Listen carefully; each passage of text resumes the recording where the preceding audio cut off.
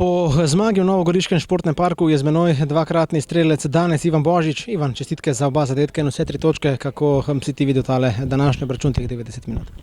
Pa evo, prije svega bi čestitao cijeloj ekipi, jer da ni njih ne bi bila ni ova 2 moja pogotka, tako da jako sam sretan i ponosan.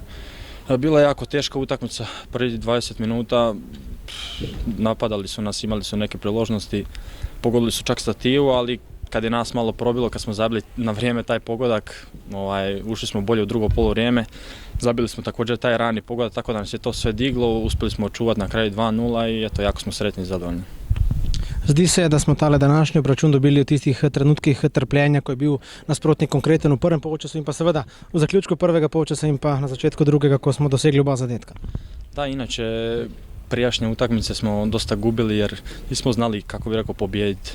Sad smo doslovno trpili i zabili smo gol u zadnjoj sekundi u prvom poluvremenu i u drugom poluvremenu odmah na početku, tako da nekako smo i naučili pobjeđivati i znamo se sad postaviti, tako da ekipa raste iz utakmice u utakmicu i to je to, jako sam sretan zbog toga. Tvoja 2 zadetka danes, v prvo si počistil pajčevino iz zgornjega desnega dela vrat Grege Soročana, v drugo prekrasna podaja Žana Benedičiča za hrbet nasprotnikove obrambe in tvoj 10. štart za tvoj drugi današnji gol. Pa iskreno nemam šta za reći, jako sam sretan i ponosan, ali opet kažem da nema ekipe i ne bi bilo ni tog. I jedan i drugi gol su bili na asistenciju Kerina i Benedičića, tako da hvala cijeloj ekipi, idemo naprijed, sljedeća utakmica Koper dolazi, dati se od sebe pobijediti, to nam je veliko finale i ostvariti naš cilj.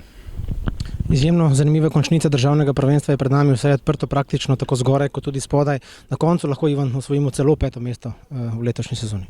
Pa mi se trebamo samo fokusirati na naše utakmice, ne zanima nas kako će ostale ekipe igrati, mi smo samo bitni sebi i to treba biti prioritet. Znači mi svaku utakmicu idemo po pobjedu, to smo ostvarili. Tako da protiv Kopera ćemo dati sve od sebe, idemo na pobjedu i vidjet ćemo šta će se dogoditi.